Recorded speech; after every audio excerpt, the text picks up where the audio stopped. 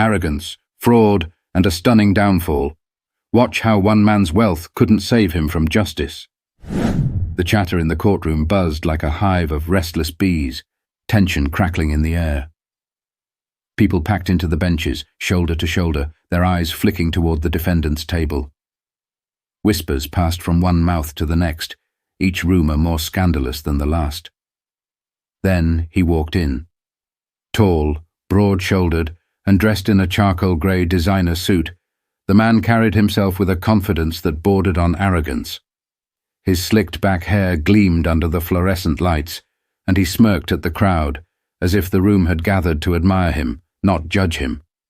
Ethan Grayson, the name that had dominated headlines for weeks, looked more like a guest of honor than a defendant accused of stealing millions from struggling families. But it wasn't his entrance that turned heads. It was what happened when Judge Monica Lee entered the courtroom. Dressed in her black robe, Judge Lee moved with quiet authority as she approached the bench. She didn't need to raise her voice or glance at the crowd to command respect. Her presence was enough. Her reputation preceded her, a no-nonsense judge who valued justice above all else. "All rise for the Honorable Judge Monica Lee," the bailiff announced. And everyone rose. Everyone, except Ethan Grayson. The room fell silent. All eyes shifted to the defendant, who remained seated, casually flipping through a legal pad as though the proceedings were a trivial inconvenience. His lawyer leaned in, whispering urgently, but Ethan waved him off with a dismissive flick of his wrist. Judge Lee paused at her bench, her gaze piercing. Her face betrayed nothing, but the silence grew heavier with every passing second. A murmur rippled through the crowd, the disbelief palpable. Who did this man think he was? But Ethan didn't flinch. His expression was smug, almost daring the judge to react. "You may be seated," Judge Lee said, her voice calm but firm. She didn't address the slight, not yet. But the atmosphere in the room had shifted. The tension wasn't just palpable now, it was suffocating. But this was only the beginning. Ethan Grayson was about to learn the hard way that even the wealthiest and most entitled are not above the law. Ethan Grayson wasn't just any wealthy man. He was the kind of rich that made headlines, luxury yachts, multi-million-dollar mansions on both coasts, private jets, and parties that could rival celebrity galas. His business empire, Grayson Investments, had once been touted as a beacon of financial success. But behind the glitz and glamour lay a darker truth. Grayson's rise to the top had been built on deception. Promising small business owners and middle-class families a chance to secure their futures, he'd convinced hundreds to invest their life savings into fraudulent schemes. Retirement accounts, college funds, even entire family inheritances, gone in the blink of an eye. The fallout was devastating. Families lost their homes, parents struggled to feed their children, and elderly couples faced the terrifying prospect of living out their final years in poverty. The ripple effects of his greed spread far and wide, but to Ethan, it was just business. When investigators finally caught up to him, the evidence was staggering. Bank records, falsified documents, and testimony from former employees painted a damning picture. Yet, even with the walls closing in, Ethan remained confident. "I've got the best lawyers money can buy," he had told reporters outside his mansion in Malibu. "This will blow over, it always does." And for a while, it seemed he might be right. His legal team filed motion after motion, delaying the trial for months. They painted him as a misunderstood entrepreneur, a scapegoat for the failures of others. But no amount of legal maneuvering could erase the mountain of evidence or the heartbreak of his victims. By the time the trial finally began in San Francisco, the courtroom was packed daily with people seeking justice, or at least some semblance of it. Among them was Angela Martinez, a widowed mother of 3 who had lost her home after investing with Grayson. Her youngest daughter had been forced to drop out of college. Sitting beside her was Peter Vaughan, a retired firefighter who had spent decades saving for retirement, only to end up living in his brother's spare room. Their stories, and countless others, were shared in gut-wrenching detail during the trial. Angela's voice broke as she described the day she realized she couldn't make the mortgage payment. "I begged them not to take the house," she said, tears streaming down her face. "But they didn't care. My kids had to sleep in our car for 2 weeks. Do you know what that feels like?" Peter's testimony was just as harrowing. "I spent 35 years running into burning buildings," he said, his voice heavy with anger. "And this man, he burned my future to the ground without a second thought." But through it all, Ethan sat there, unbothered. He often leaned back in his chair, scrolling on his phone or whispering jokes to his attorney. To him, these were just stories, irrelevant noise that wouldn't change the outcome he believed was already in his favor. The press ate it up. Headlines screamed about his arrogance, his lack of remorse, and the bold disrespect he'd shown to the court. Public opinion was turning against him, but Ethan didn't care. As far as he was concerned, public opinion didn't write checks. His lawyer tried to spin the narrative. "Mr. Grayson deeply regrets any hardship caused," the attorney said during a press conference, "but he remains confident that the truth will prevail." The truth, however, was that Ethan had no intention of admitting guilt. He was betting on the system bending in his favor like it always had before. But this time, there was one factor Ethan hadn't accounted for. Judge Monica Lee wasn't like the people he was used to dealing with. The trial was a spectacle. News vans lined the streets outside the courthouse, reporters jostling for position to capture every detail. Inside, the tension only grew as the days dragged on. Witness after witness took the stand, each one adding another nail to Ethan Grayson's metaphorical coffin. But it wasn't just the testimonies that drew gasps from the audience. It was Ethan's behavior. On the third day of the trial, the prosecution presented damning evidence. A series of emails where Ethan explicitly instructed his team to falsify records and mislead investors. The courtroom was silent as the prosecutor read his words aloud. "Make the numbers look good. We need these suckers to sign on the dotted line." The words hung in the air like poison. Angela Martinez, sitting in the front row, shook her head in disbelief. Peter Vaughan clenched his fists. "And Ethan?" He smirked. The prosecutor turned toward him, her voice sharp. "Mr. Grayson, do you recognize this email?" His lawyer jumped in before he could answer. "Objection. This question has been asked and answered in pre-trial hearings." Judge Lee raised a hand, her expression calm but firm. "Overruled. The defendant will answer the question." Ethan leaned into the microphone, his tone dripping with condescension. "Yes, I recognize it. But let's not pretend it means what you're implying. It's just business talk. You wouldn't understand." The crowd erupted in whispers, and the judge's gavel struck like a thunderclap. "Order in the court," Judge Lee commanded, her voice cutting through the noise. She turned her attention back to Ethan. "Mr. Grayson, I advise you to watch your tone.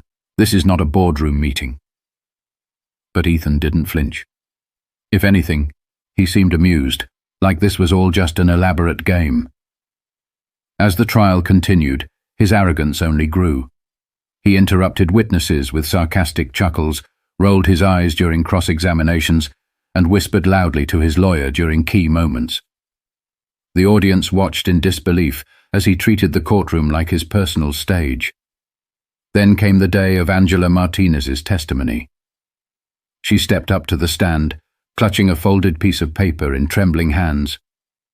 Her voice was shaky as she began, but her words carried the weight of her pain. "I trusted him," she said, looking directly at Ethan. "I trusted him with everything I had, and he destroyed my family's future." Ethan didn't even look at her. He leaned back in his chair, casually scrolling through his phone. "Your Honor," the prosecutor interrupted, pointing toward Ethan. "The defendant is clearly not paying attention to the witness." All eyes turned to Judge Lee. Her face was impassive, but her eyes burned with quiet fury. "Mr. Grayson," she said, her voice measured. "Put your phone away, now." Ethan glanced up, unfazed.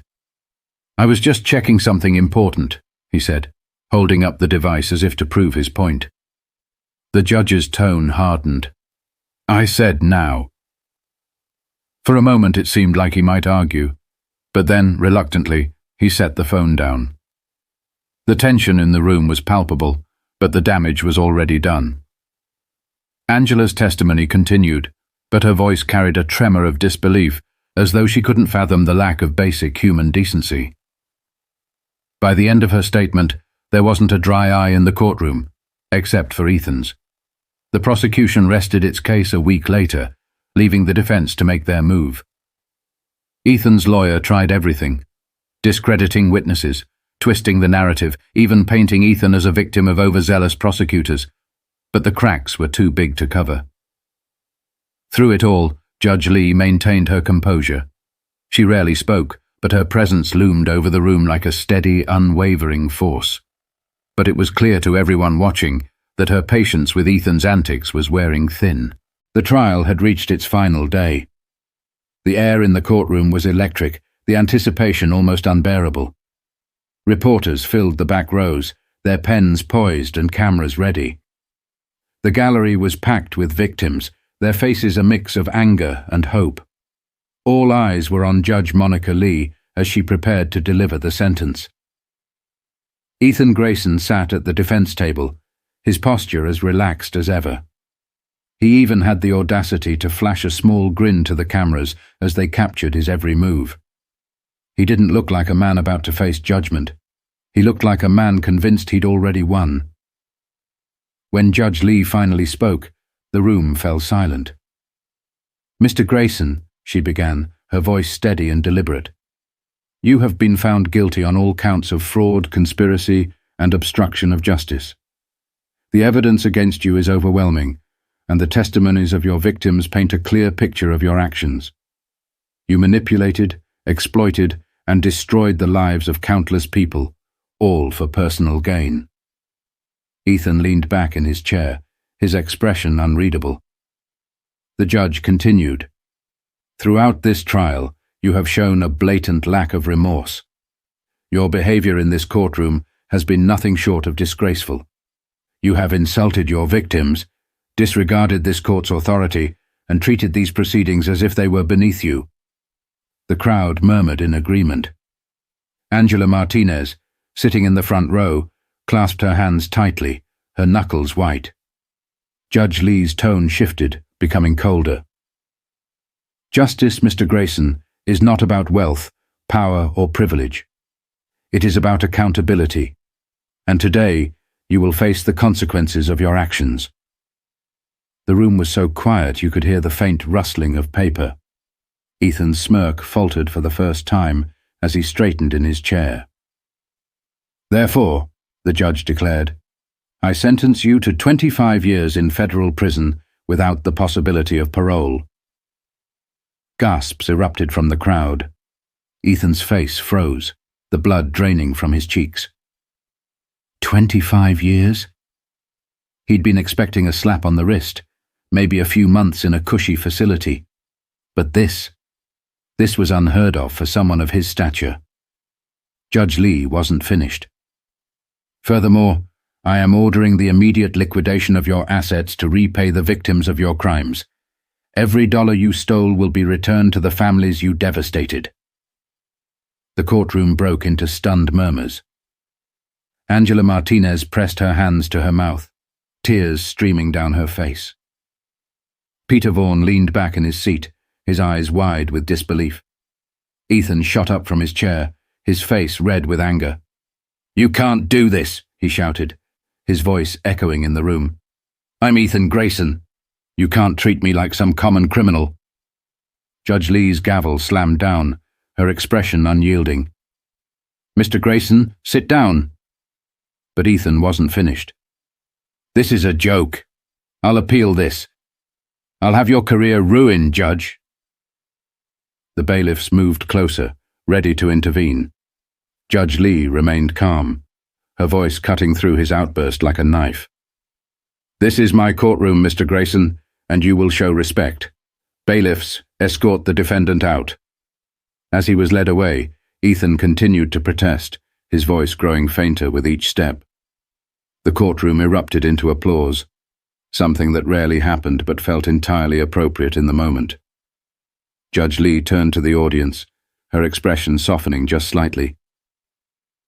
"Justice has been served," she said. "Let this be a reminder that no one, no matter how powerful, is above the law." But as the courtroom emptied and the cameras outside began flashing, one question lingered in everyone's minds. Would this sentence be enough to truly change a man like Ethan Grayson? The courtroom was nearly empty now, save for a few lingering reporters and victims gathering their belongings. The buzz of excitement still hung in the air, but for those directly affected by Ethan Grayson's crimes, the emotions were more complex. Angela Martinez stood by the courthouse steps, clutching her purse tightly. A reporter approached her with a microphone. "How do you feel after today's verdict?" Angela hesitated, then said, "I feel relieved. But the truth is, no sentence will erase the damage he caused. My kids and I are still rebuilding, but at least now, we have hope." Nearby, Peter Vaughan was speaking with a friend. "It's not just about the years he's getting," he said, shaking his head. "It's about the message. People like him think they're untouchable. Today proves they're not." Inside her chambers, Judge Monica Lee sat quietly, staring out the window at the commotion below. She didn't feel triumph or victory, just a steady resolve. Her role wasn't about personal satisfaction.